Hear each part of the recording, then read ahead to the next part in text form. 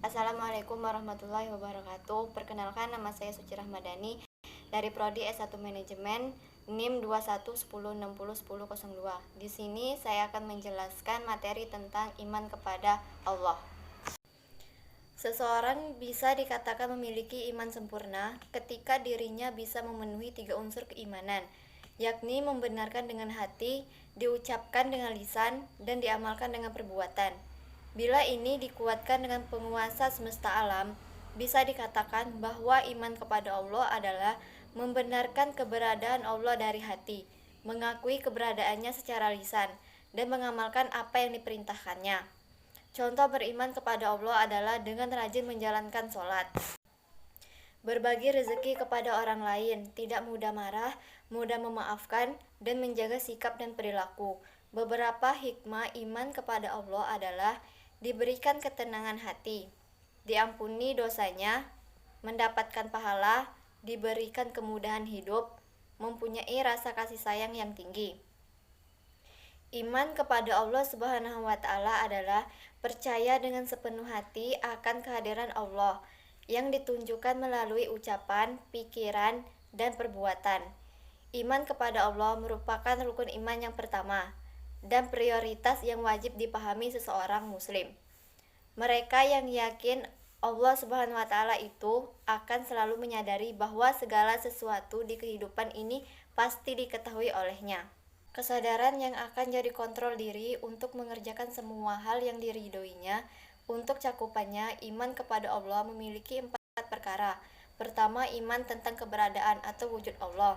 Kedua, iman tentang keesaan Allah dalam rububiyah.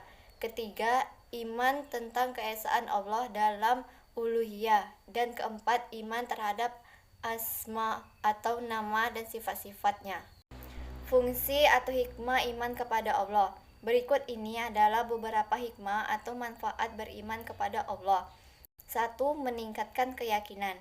Fungsi utama ialah menambah keyakinan dan kesadaran bahwa Allah menciptakan segala sesuatu termasuk hidup kita. Untuk itu, wajib hukumnya seorang mukmin bersyukur dan semakin yakin. 2. Meningkatkan ketaatan.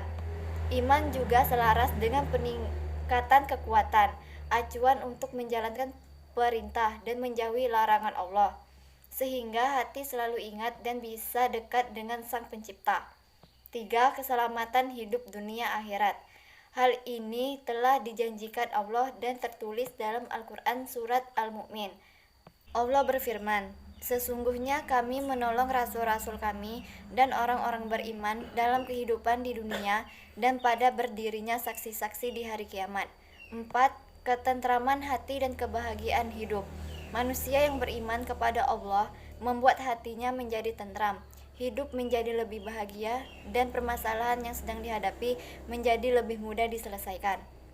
Ini tentu karena Allah akan membantu hambanya yang taat dan iman. Cara beriman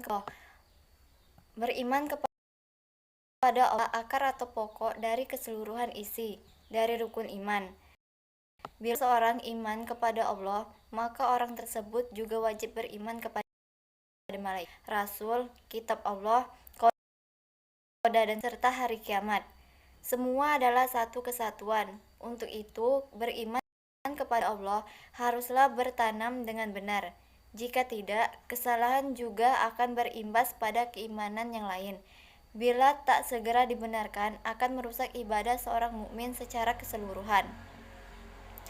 Contohnya, di tengah masyarakat jarang kita menjumpai seseorang atau sekelompok mukmin yang beribadah menyalahi ajaran Islam, padahal seorang tersebut beriman kepada Allah dan mengaku seorang mukmin atau muslim. Lalu bagaimana cara beriman yang benar kepada Allah? Ada 2 pandangan umum dan khusus mengenai cara-cara tersebut. Di antaranya, 1. Ijmali, cara beriman yang bersifat umum. Kita percaya pada Allah Subhanahu wa Ta'ala secara garis besar. Sumbernya berasal dari Al-Quran yang memberikan pedoman dan pemahaman mengenai Sang Pencipta. Secara umum, Al-Quran menjelaskan bahwa Allah adalah Zat yang Maha Esa, Maha Pencipta, Maha Kuasa, Maha Mendengar, Maha Suci, dan Maha Sempurna. 2. tafsili. Ini merupakan cara beriman kepada Allah secara lebih terperinci. Maksudnya, kita wajib percaya bahwa Allah mempunyai sifat-sifat yang berbeda dengan makhluk ciptaannya. Salah satu buktinya ialah Asmaul Husna. Nama-nama Allah yang dianjurkan untuk disebutkan dalam doa dan dihafalkan untuk diresapi makna yang terkandung di dalamnya. Berikutnya, faedah beriman yang benar kepada Allah Subhanahu wa Ta'ala. Beriman yang benar diwujudkan dalam sejumlah perilaku seperti mendirikan sholat, beriman kepada kitab Allah, berbuat kebajikan, menahan amarah, mempercayai dan mengamalkan dengan benar rukun iman, dan masih banyak lagi. Bila caranya benar, maka mukmin tersebut akan memperoleh buah yang agung. Contohnya, 1. Terwujudnya ketauhidan pada Allah dan tak ada tempat tergantung dan layak disembah selain Allah. 2. Sempurnanya ciptaannya pada Allah dan pengagungan padanya sesuai nama dan sifatnya yang mulia. 3. Terbiasa beribadah kepadanya dengan melaksanakan perintah dan menjauhi larangannya. 4. Memeluk kebahagiaan di dunia. Beriman kepada Allah memberikan ketenangan hati dan selalu mendapatkan bimbingan menjalani kehidupan di dunia. Allah pun menjanjikan orang-orang beriman surga di akhir perjalanan hidup manusia kelak. 3 alasan orang beriman kepada Allah. 1. Iman yang berasal dari akal sehat. Orang-orang mukmin yang beriman menggunakan akal dengan berpikir tentang kejadian, kehidupan dan semesta alam. Manusia tidak mungkin dapat menciptakan dirinya sendiri. Mereka adalah tipe mukmin yang menggunakan logika dan ilmu untuk mengenal Sang Pencipta. 2. Iman yang berawal dari hadiah. Dalam pelajaran agama di masa kanak-kanak, kita sering mendengar bahwa berbuat baik akan mendapatkan pahala dan masuk surga. Bagi sebagian orang, hal ini memotivasi untuk mempercayai eksistensi Tuhan dan mengejar surga. 3. Iman karena hukuman. Sebagian orang juga ada yang beriman karena takut pada hukuman Allah dan berpikir 2 kali melakukan perbuatan tercela, baik itu hukuman yang diterima di dunia maupun hukuman di akhirat kelak. Sifat-sifat Allah yang wajib diketahui. Allah Subhanahu wa Ta'ala adalah penguasa alam beserta isinya, pencipta semesta yang memiliki sifat sempurna. Kesempurnaannya dijabarkan dalam sifat wajib, sifat mustahil dan jaiz dari Allah. Seorang mukmin tentu wajib tahu sifat-sifat tersebut, seperti sifat wajib, sifat yang pasti dimiliki oleh Allah dan jumlahnya ada 20. Di antaranya ada 1. Wujud atau ada, 2. Kidam, dahulu atau awal, 3. Bako, kekal, 4. Mukafatuhu, lil hawadid, berbeda dengan ciptaannya, 5. Qiyamuhu binafsihi, Allah berdiri sendiri, 6. Wahdaniyah, esa, 7. Kudrat, berkuasa, 8. Irodah, berkehendak, 9. Ilmu, mengetahui, 10. Hayat, hidup, 11. Sama, mendengar, 12. Basar, melihat, 13. Kalam, berfirman, 14. Qadiran, yang berkuasa, muridan, berkehendak, 16. Aliman, yang mengetahui, 17. Hayan, yang hidup, 18. Sami', yang mendengarkan, 19. Basiran, yang melihat, 20. Mutakaliman, yang berbicara. Sifat mustahil, sifat yang tidak mungkin ada pada Allah atau kebalikan dari sifat wajib. Jumlahnya juga sama, yakni ada 20.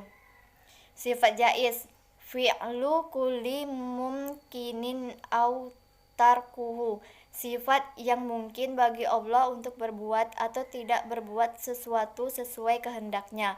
Dengan kata lain, apapun yang Allah lakukan tidak ada yang menyuruh ataupun melarang. Tentang cabang keimanan tertinggi, dalam hadis riwayat Muslim disebutkan bahwa Rasulullah Shallallahu Alaihi Wasallam pernah bersabda tentang tingkat keimanan. Beliau menyebutkan bahwa iman terdiri dari 70 atau 60-an cabang. Satu yang tertinggi ialah ucapan la ilaha illallah, dan yang terendah ialah menyingkirkan gangguan dari jalan. Dengan kata lain, seluruh cabang-cabang keimanan adalah buah dan berasas beriman kepada uluhiyah Allah Subhanahu wa taala. Banyak sekali petunjuk atau dalil-dalil untuk beriman kepada Allah, mulai dari yang dijelaskan lewat Al-Qur'an sehingga sabda Nabi Muhammad sallallahu alaihi wasallam. Beberapa dalil tentang keimanan tersebut juga kerap menyertakan untuk beriman kepada Rasul Allah. Satu di antaranya ada di surat An-Nisa surat keempat ayat 136. Terjemahannya, wahai orang beriman, berimanlah kamu kepada Allah, Rasul-Nya, kitab Al-Quran, dan kitab yang diturunkan sebelumnya. Barang siapa kafir tidak beriman kepada Allah, malaikat, kitab, rasul-rasulnya, dan hari kiamat, maka orang tersebut Itulah penjelasan dari saya mengenai materi tentang iman kepada Allah. Saya akhiri, wabillahi taufiq wal hidayah. Wassalamualaikum warahmatullahi wabarakatuh.